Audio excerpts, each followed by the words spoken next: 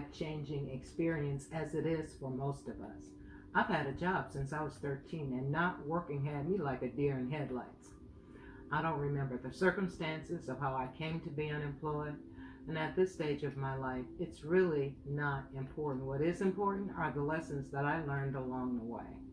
During that time, there was a state-run neighborhood health program that you could join that provided low to no cost office visits. Whatever your medical situation, the cost would never be more than $100.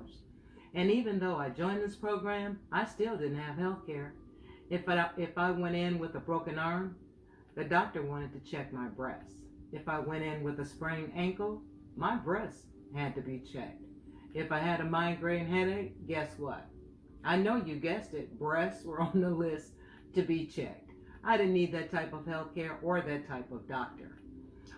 During this time, my first time of being unemployed, I had a friend call and invited me, hey, let's go for a walk, right? Sounds like a plan. We go up to our local high school. We walk around the track a couple of times. Afterwards, we're going to go and get something to eat, jump in the car, drive to wherever it is that we were going for lunch or dinner, whatever time frame it was. Anyway, so we get there, we park, they come around, they open the door for me, and after a few seconds, they're standing there looking at me like, well, are you going to get out of the car? What you going to do, right? And I'm sitting in the car, and I am trying my very, very best to get out of the car. So finally, I had to tell this person that I couldn't get out the car, that my right leg was paralyzed. And so when I say that my right leg is paralyzed, now they're freaking out. Okay, we need to go to the ER. And I'm like, no, let's give it a few minutes, and the feeling will probably come back. We wait a minute, 2, 5, 10, whatever it was, but whatever time frame it was, the feeling didn't come back. Off to the ER we go. So we get into the ER, the doctors are asking me all kinds of questions, and I believe that the questions they were asking me were along the lines of having a stroke. So I answered in the affirmative, so that was the diagnosis. I had a stroke. They're going to admit me into the hospital. They put me on a gurney, put me out in the hallway. I stay out there 5, 6, 7 hours, whatever it was. And I finally get a room about 9 or 10 o'clock that night. The next morning, about 7 or 8, a perky little OT, PT person comes by with a walker, and they want to get me up out of the bed and get me walking. So once I learned what their program was, I throw both legs over the side of the bed, go to the doorway, I walk up and down the hallway a couple of times, and I come back to the room. And when I get back to the room, the person is standing there with their mouth open like, wow, this is a miracle. So being the miracle that it was, they discharged me immediately. But I'm always happy to go home. So sometime later, I get the hospital bill.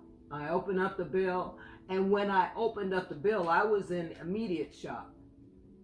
And after a few seconds, I started crying because I was totally heartbroken.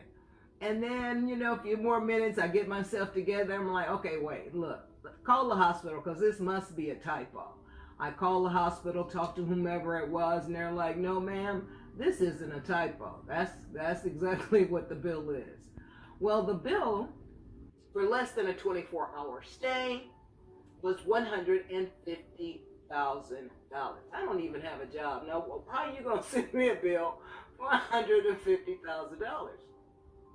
But the bill wasn't the shocker. As I continued to read the paperwork that came in the bill, the itemization, they charging you $200-300 for a pill or whatever it was, I get down to near the end of the document, and it talks about the diagnosis. So as I said, the bill wasn't the shocker. It was the diagnosis. And what was the diagnosis for $150,000? The diagnosis was stress. S-T-R-E-S-S, stress. $150,000 worth. Now, up until that point, the word stress had never been in my vocabulary. For me, stuff happens and I do what I need to do to get through it. I wasn't sitting around thinking about how stressed I am. I don't have that luxury. I'm sitting there thinking of a solution to overcome this obstacle. Like, look, Deb, you got to do something, right? Stress can kill you.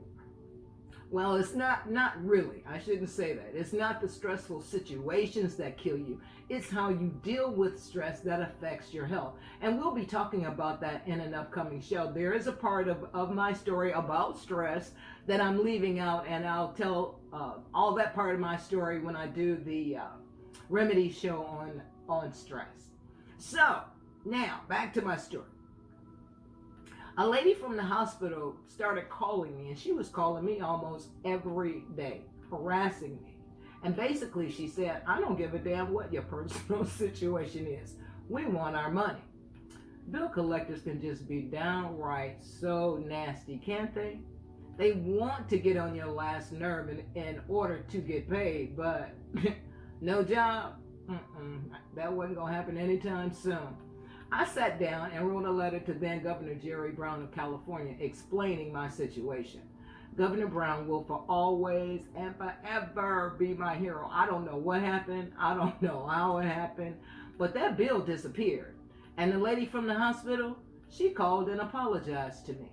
Now, this whole thing would have been different if $150,000 was the balance on my mortgage, let's say. Or I had borrowed it to purchase an investment of some kind, something that would give me a return on my cash. It wasn't. It was a hospital bill, a $150,000 hospital bill. Above and beyond that, I knew that I needed to get healthy, and going to the doctor was out, because I had kicked them to the curb, right? So I had to get back to my roots, and with my first priority being to de-stress. $150,000, yeah, I needed to de-stress. I needed to build up my immune system and restore healthy sleeping habits. Oh my goodness. Not getting enough sleep on a consistent basis can break your body all the way down. And we'll be talking about insomnia in the future also, because I had to deal with that. And I'll save my part of the story on insomnia for when we do the show on insomnia and remedies for that. Anyway, so I bought a book called Back to Eden. It became my everything for getting healthy. Being sick and unable to work or unable to look for work was not an option. It wasn't long before I felt back to normal. After I got on a routine of taking various herbs, I felt back to normal, and I became a believer in the power of herbs. Now, my story is from way back in the day. I don't know, 20, 30, 40 years ago. It's been a minute. With a worldwide pandemic, it's totally unimaginable what the monetary cost is or will be for the uninsured dealing with the virus and or ongoing health issues. Everyone should be afforded the right to adequate medical care and the opportunity to achieve and enjoy good health without suffering financial ruin or having people die because they can't afford to live. Now, every time I say that, can't afford to live, it hurts my heart and it brings tears to my eyes. I've been there and I've done that too. And I know that there are hundreds, if not thousands, of people who make that decision on a daily basis, and some to their detriment. Okay, give me a second. Let me regroup, because that is so heartbreaking and so sad.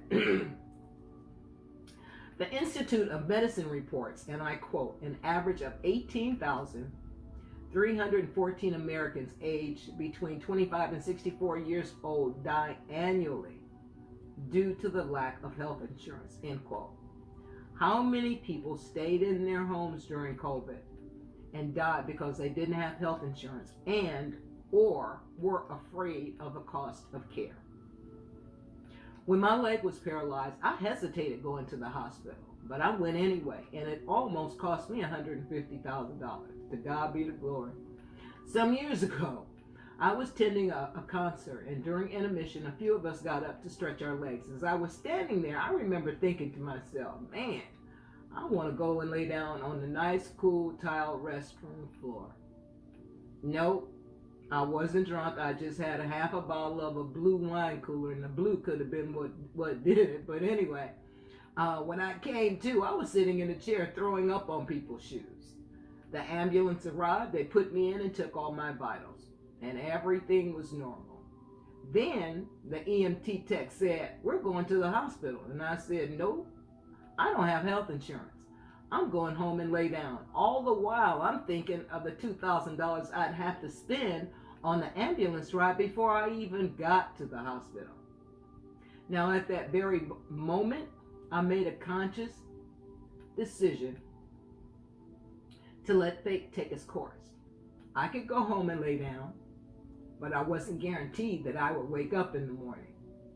With no health insurance, that was a chance I had to take. And no one should have to make that type of decision.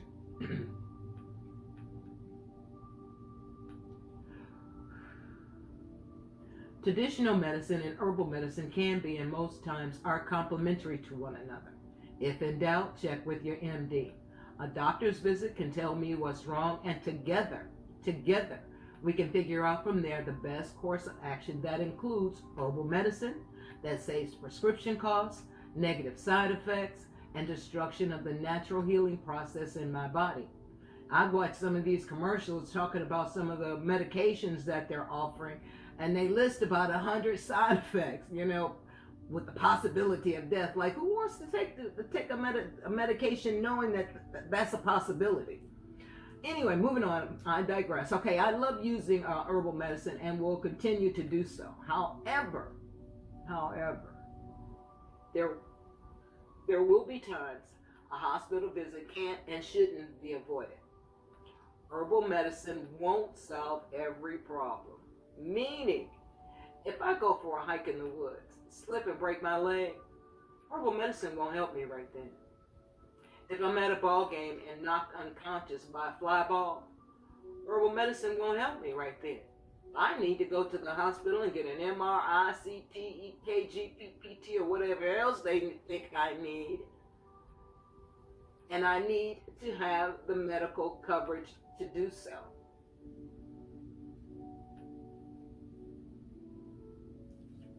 It is with deep, heartfelt gratitude, thank you so much, that I thank you for staying with me and joining me on this journey of growth, change, and transformation.